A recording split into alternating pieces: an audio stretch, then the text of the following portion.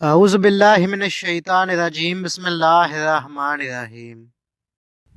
ایک دفعہ شہد کے چھتے سے شہد کا ایک قطرہ زمین پر گر گیا۔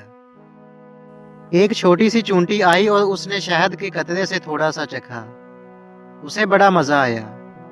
اسے کام سے جانا تھا تو جب وہ جانے لگی تو اس شہد کا مزہ اس کے منہ میں مزید پانی لانے کا سبب بنا۔ اس کا منہ بھر آیا۔ کیا زبردست اور مزیدار شہد ہے، کتنا میٹھا، آج تک ایسا شہد نہیں کھایا۔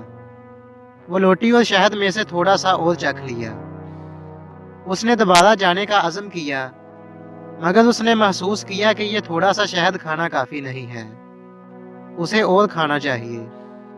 وہ رکی اور اس مرتبہ کھانے کے بجائے شہد پر گر پڑی تاکہ وہ کم سے کم وقت میں زیادہ سے زیادہ لذت حاصل کر لے۔ وہ چونٹی شہد میں غوطہ زن ہو گئی اور لطف اندوز ہونے لگی، مگر افسوس کہ وہ شہد سے باہر نہ نکل سکی۔ شہد کی چکنائی کی وجہ سے اس کے پیر زمین سے چپک گئے تھے اور اس میں انہیں ہلانے کی طاقت نہ رہی۔ وہ شہد میں رہ گئی یہاں تک کہ وہ اسی میں ہی مر گئی۔ اس کی لذت اندوزی نے شہد کو ہی اس کی قبر میں تبدیل کر دیا۔ ایک دانا کا قول ہے، دنیا شہد کے ایک بہت بڑے قطرے کے علاوہ کچھ اور نہیں ہے۔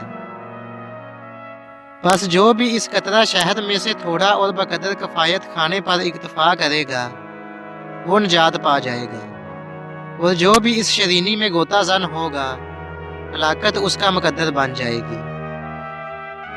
ویڈیو کو لائک کیجئے، اپنے دوستوں کے ساتھ شیئر کیجئے اور مزید اس طرح کی ویڈیوز دیکھنے کے لیے ہمارے چینل کو سبسکرائب کریں۔